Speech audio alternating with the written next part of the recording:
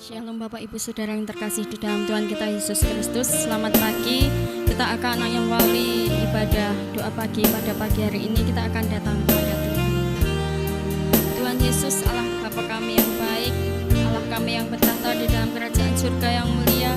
Kami bersyukur ya Tuhan buat kasih setiamu di tengah-tengah kehidupan kami ya Tuhan. Engkau Allah kami yang setia ya Tuhan. Kami bersyukur memiliki Allah seperti Engkau. Tuhan Yesus, pagi hari ini ya Tuhan, kami mau memuji Engkau, mau memuliakan namamu ya Tuhan. Biarlah Tuhan berkenan hadir ya Tuhan. Biarlah pujian dan penyembahan kami berkenan di hadapan-Mu.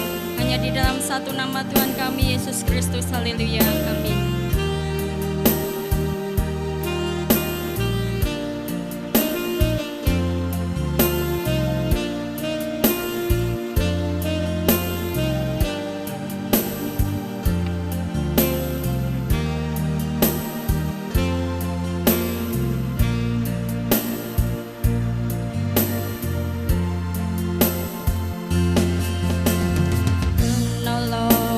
Selalu setia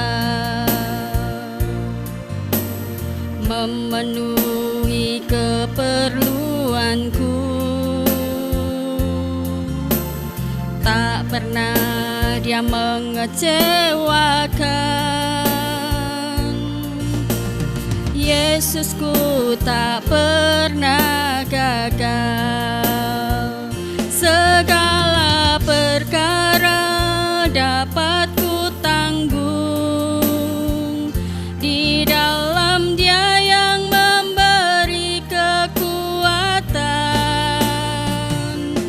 Tuhan Yesus penolong dan sahabat, tetap percaya Tuhan setia.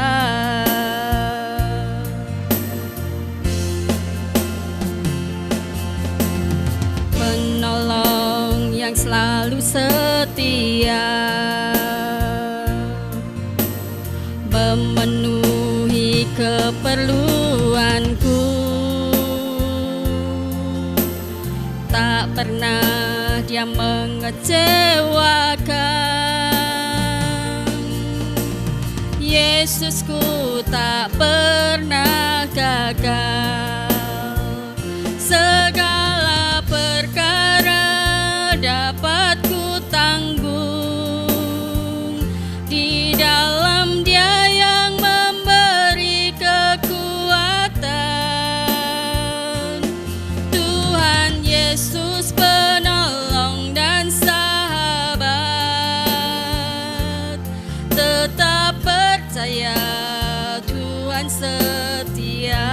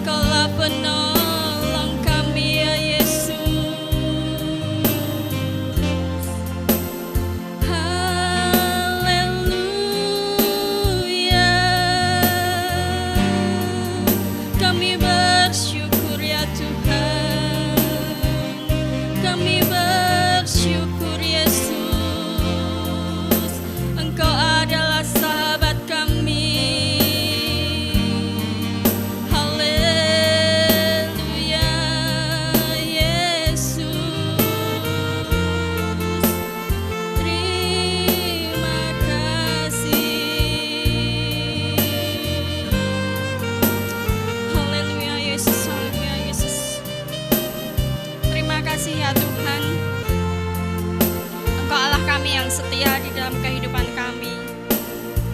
Engkaulah penolong dan sahabat di dalam kehidupan kami ya Tuhan. Engkau Allah kami yang tidak pernah gagal.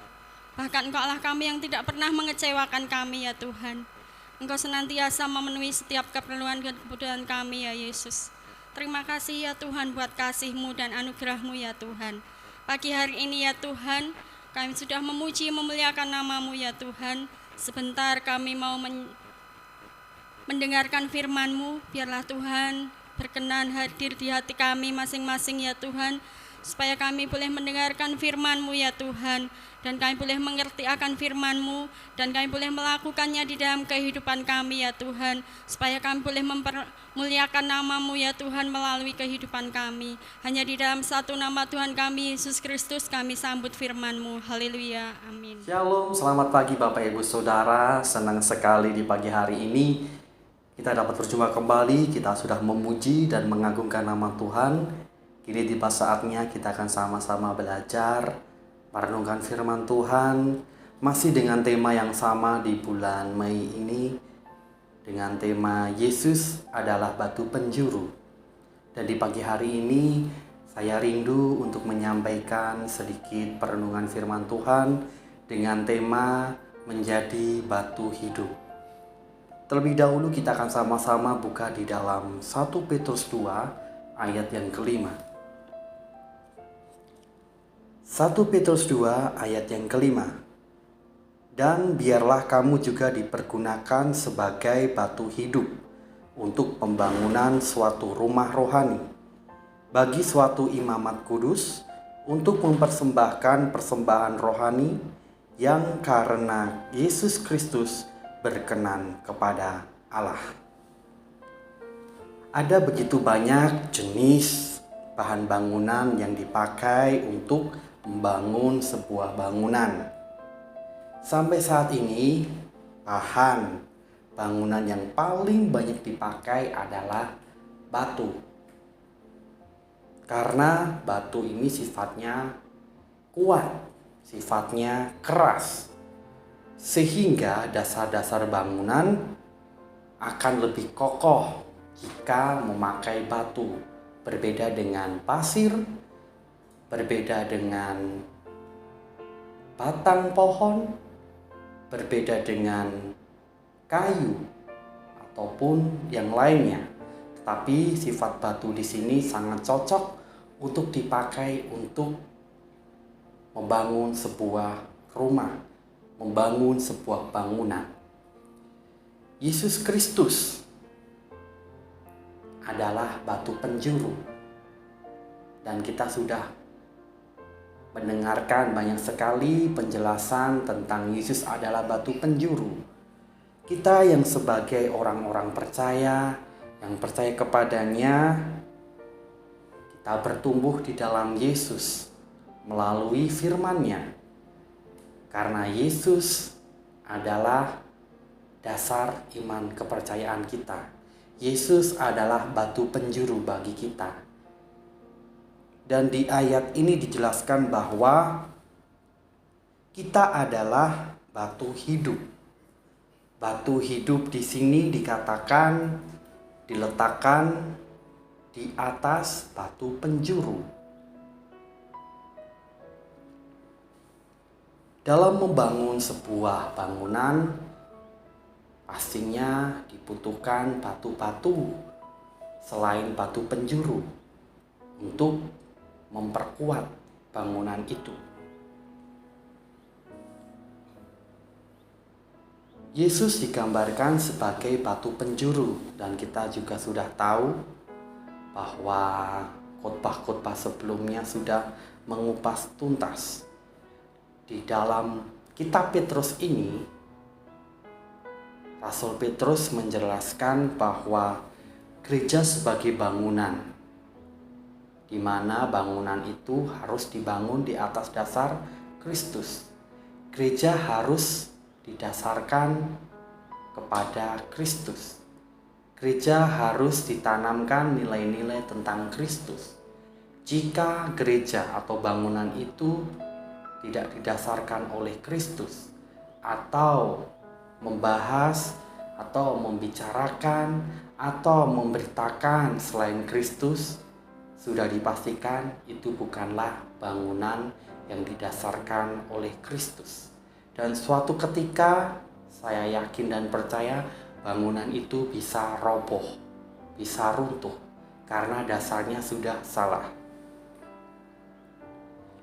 Kita sebagai orang-orang percaya, kita adalah batu-batu hidup yang dipakai Tuhan untuk membangun rumah rohani. Batu-batu yang berkumpul di setiap tempat memiliki peranan masing-masing. Jika batu-batu ini berserakan atau batu-batu ini bertumpukan, itu tidak akan membentuk sebuah bangunan, tapi membentuk sebuah tumpukan. Berbeda hal dengan batu yang ditata, batu yang didesain, batu yang dirancang oleh seorang arsitek. Batu itu akan berfungsi, batu itu akan membentuk bangunan yang sangat indah oleh karena karya seorang arsitek. Hidup kita adalah bangunan dan kita adalah bahan bangunannya itu. Kalau Tuhan Yesus sudah menjadi batu penjuru, kitalah yang menjadi batu-batu hidup, batu-batu yang mengisi kekosongan-kekosongan, batu-batu yang memiliki peranan masing-masing. Di dalam Kristus, gereja harus bertumbuh dengan syarat pertumbuhan gereja itu harus didasarkan melalui Kristus. Dasarnya harus benar dulu. Kristuslah yang menjadi pondasi. Kristuslah yang menjadi modelnya. Kristuslah yang menjadi tujuannya. Segala sesuatu harus bersumber pada Kristus. Jangan sampai sebuah gereja ini didasarkan kepada kekuatan pribadi, kepintaran seseorang. Kalaupun harus berdasarkan seperti itu, sudah dipastikan gereja itu tidak akan pernah bertumbuh. Dan gereja itu tidak akan pernah menjadi bangunan yang kuat. Suatu ketika ada masalah, ada badai, bangunan itu akan runtuh. Sebagai orang percaya, kita adalah batu-batu hidup. Kita harus siap dihaluskan serta dibuat indah oleh arsitek kita. Arsitek kita adalah Allah Bapa kita yang ada di surga. Kita harus siap dibentuk sebagai batu. Kita harus diolah. Kita harus dicocokkan dengan batu penjuru supaya kita bisa selaras, supaya kita bisa membentuk bangunan yang kuat, yaitu rumah rohani bersama dengan Yesus Kristus. Di dalam 1 Petrus 2 ayat yang kelima, di situ dikatakan bahwa dan biarlah kamu juga dipergunakan sebagai batu hidup untuk pembangunan suatu rumah rohani bagi suatu imamat kudus, untuk mempersembahkan persembahan rohani yang karena Yesus Kristus berkenan kepada Allah. Nah, di sini dikatakan bahwa imamat kudus. Imamat kudus di sini kalau kita melihat di Perjanjian Lama, imamat di sini memiliki peranan sebagai jembatan antara manusia dengan Tuhan. Kita sebagai orang-orang percaya, sebagai imamat kudus, kita harus menjadi imam bagi sesama kita, dan alat bagi orang yang belum mengenal Kristus.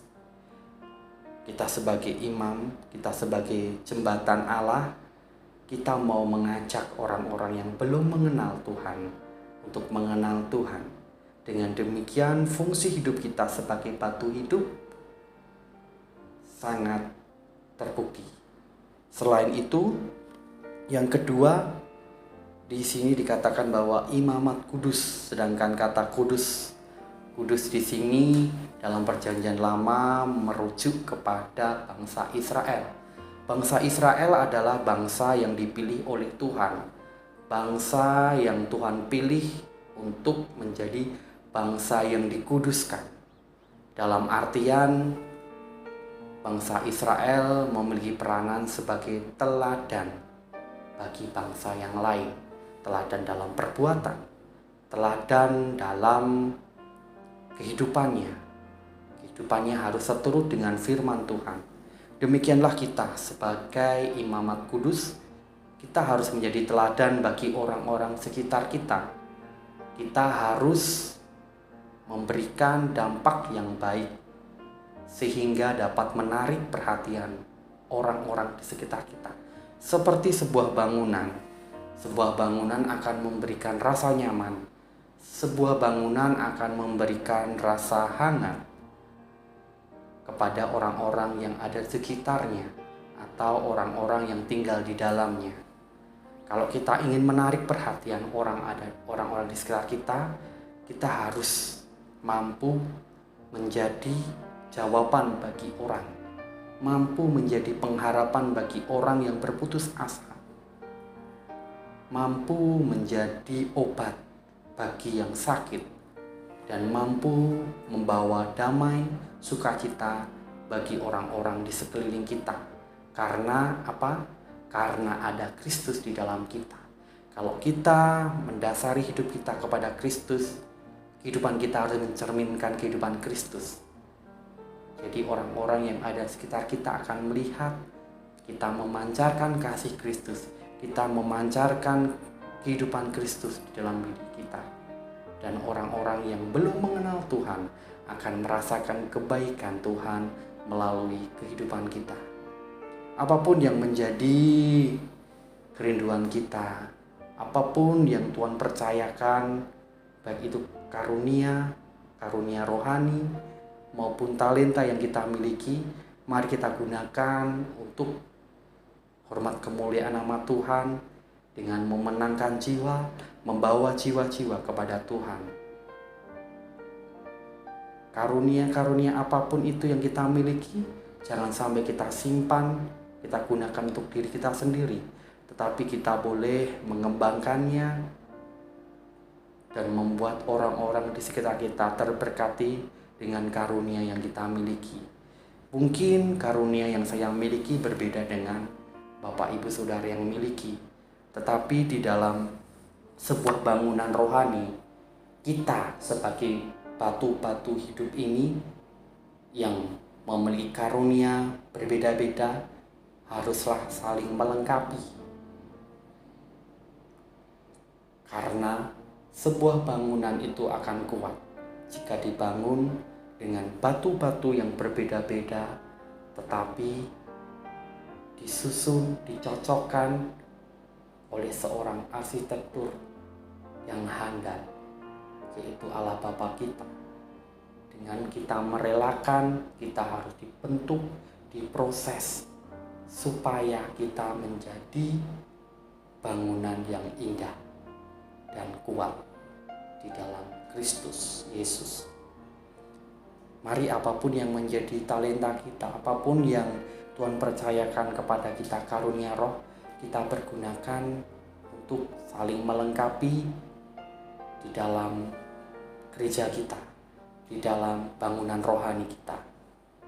Terlebih kita boleh menarik perhatian orang-orang untuk mengenal Kristus. Demikianlah renungan yang bisa saya sampaikan di pagi hari ini. Biarlah menjadi berkat bagi Bapak Ibu Saudara sekalian. Mari kita akan sama-sama tutup dan kita akan sama-sama berdoa.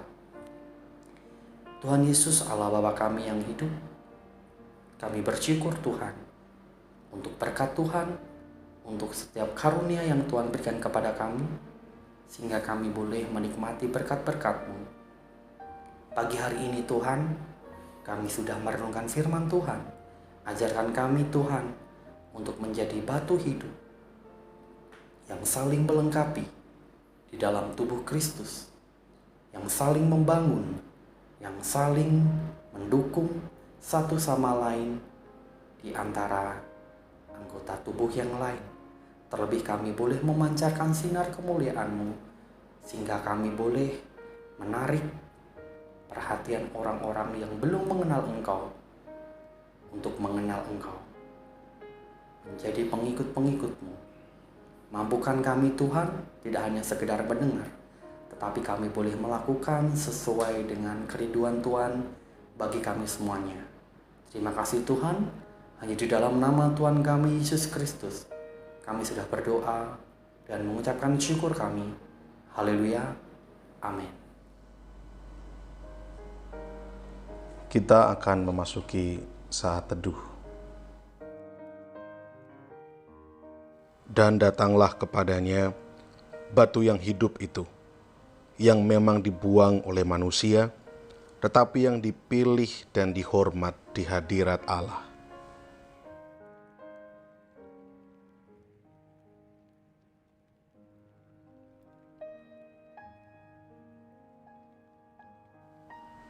Dan biarlah kamu juga dipergunakan sebagai batu hidup untuk pembangunan suatu rumah rohani, bagi suatu imamat kudus, untuk mempersembahkan persembahan rohani yang karena Yesus Kristus berkenan kepada Allah.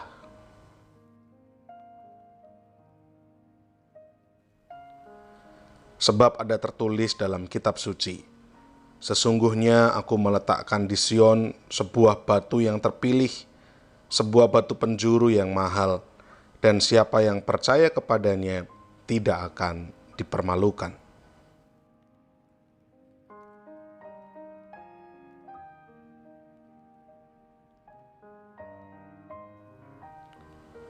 Karena itu bagi kamu yang percaya, ia mahal. Tetapi bagi mereka yang tidak percaya, batu yang telah dibuang oleh tukang-tukang bangunan telah menjadi batu penjuru, juga telah menjadi batu sentuhan dan suatu batu sandungan. Kita akan bersama-sama menaikkan pokok-pokok doa sesuai dengan daftar yang tercantum di layar.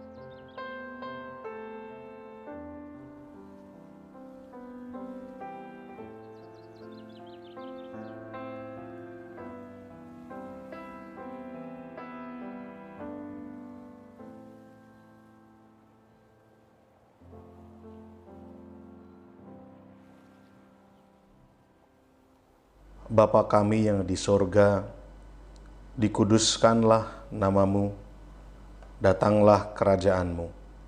Jadilah kehendakmu di bumi seperti di sorga. Berikanlah kami pada hari ini makanan kami yang secukupnya, dan ampunilah kami akan kesalahan kami, seperti kami juga mengampuni orang yang bersalah kepada kami. Dan janganlah membawa kami ke dalam pencobaan, tetapi lepaskanlah kami daripada yang jahat. Karena Engkaulah yang empunya kerajaan dan kuasa dan kemuliaan sampai selama-lamanya. Amin.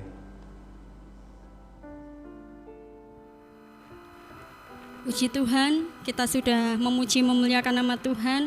Terlebih kita sudah mendengarkan firman Tuhan, bahkan kita sudah menaikkan pokok-pokok doa. Tiba saatnya kita akan menyampaikan informasi MCC selama seminggu ini. Setiap hari Senin jam 5 sore ada latihan tamborin, dan setiap hari Kamis jam 6:30 malam ada latihan musik dan pujian, dan setiap hari Jumat ada menara doa kota setiap pukul 5:30 sore. Dan setiap hari Sabtu ada ibadah muda remaja Metanek setiap pukul 5:30 sore. Dan setiap hari Minggu jam 7:30 pagi ada ibadah sekolah minggu. Dan kita akan berjumpa kembali di ibadah raya MCC setiap minggu pukul 5 sore. Kita akan akhiri ibadah pagi hari ini, kita akan datang kepada Tuhan. Tuhan Yesus, Allah kami yang baik, Allah kami yang berkuasa, Allah kami yang senantiasa setia kepada kami. Kami bersyukur ya Tuhan buat pagi hari ini ya Tuhan. Kami bersyukur kami boleh mengikuti ibadah pagi hari ini. Kami percaya ya Tuhan, ini semua oleh karena kemurahan Tuhan. Tuhan Yesus, kami serahkan ya Tuhan kehidupan kami hari ini ke dalam tangan kuasa-Mu. Kami serahkan tubuh, jiwa, dan roh kami ya Tuhan. Biarlah Tuhan hadir di tengah-tengah kami, memimpin langkah kami pada hari ini ya Tuhan. Hanya di dalam satu nama Tuhan kami, Yesus Kristus. Haleluya, amin.